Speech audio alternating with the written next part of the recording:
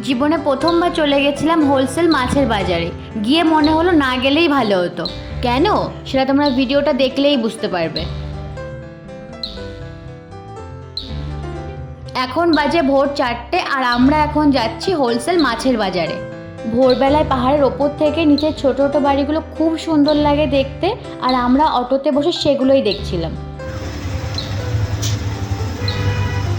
আজ অনেক দিন পর ভোরবেলা ঘুম থেকে উঠে খুব ভালো লাগছিল, সাথে ছিল পাখিদের ডাক আর সূর্য ওঠা। কিছুক্ষণের মধ্যে আমরা কিন্তু পৌঁছে গেলাম মাছ বাজারে।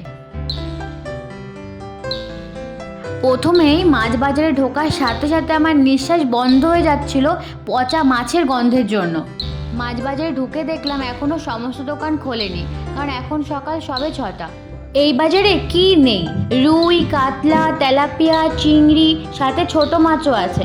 আর চিংড়ি মাছগুলোকে তো দেখে মনে হচ্ছিল এখনই সমুদ্র থেকে ধরে নিয়ে এসছে। তেলাপিয়া মাছ আমরা বাজারে কিনতে গেলে দেখি 100 টাকার ওপরে, কিন্তু এখানে তেলাপিয়া মাছ পাওয়া যাচ্ছিল 20 টাকায় 1 কেজি। আর এগুলো কি মাছ তোমরা জানলে অবশ্যই কমেন্ট করে বলো।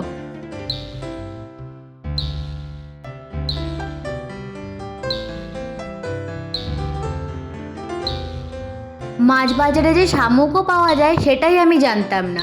গিয়ে দেখি মাছ বাজারে শামুকও বিক্রি হচ্ছে। আর এটা কি মাছ বলো তো, তোমরা কি চেনো? আর এবার তোমরা দেখছো মাছের রানী ইলিশ, আর সাথে অরিজিনাল পমফ্রেট মাছ। কাতলা মাছের যে এত ভ্যারাইটি ছিল, আমি এর নামগুলোই ভুলে গেছি যে কাতলা মাছগুলো কোথাকার। আর আমার বরমশাই কিন্তু প্রথমে রূপচাঁদা মাছ দেখলো, তারপরে এসে রুই মাছ দেখলো, কিন্তু কিছুই নিল না।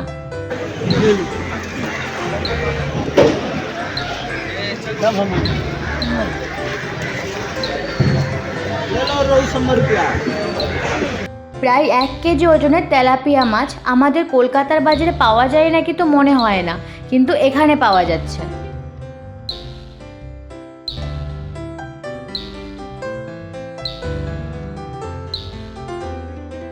এরপর বরমশাই চলে গেল তেলাপিয়া মাছ কিনতে। বেছে বেছে দোকানের জন্য 20 কেজি তেলাপিয়া মাছ কিনলো।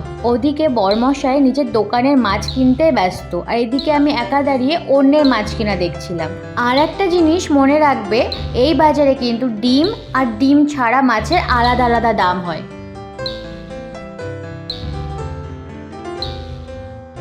এমন জায়গায় রয়েছে এই মাছ বাজারটা, মাঝখানে কিন্তু নদী আর দুপাশে মাছ ঢেলে বিক্রি হচ্ছে।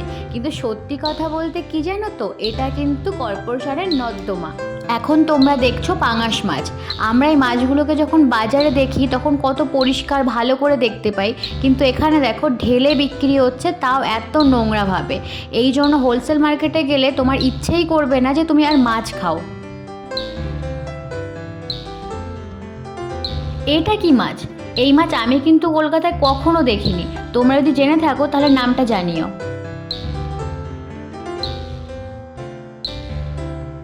আমাদের মাছ কেনা কিন্তু শেষ। দোকানের জন্য ব্যাগ ভর্তি করে মাছ কিনলাম। ভিডিওটা ভালো লাগলে অবশ্যই একটা লাইক করে দিও।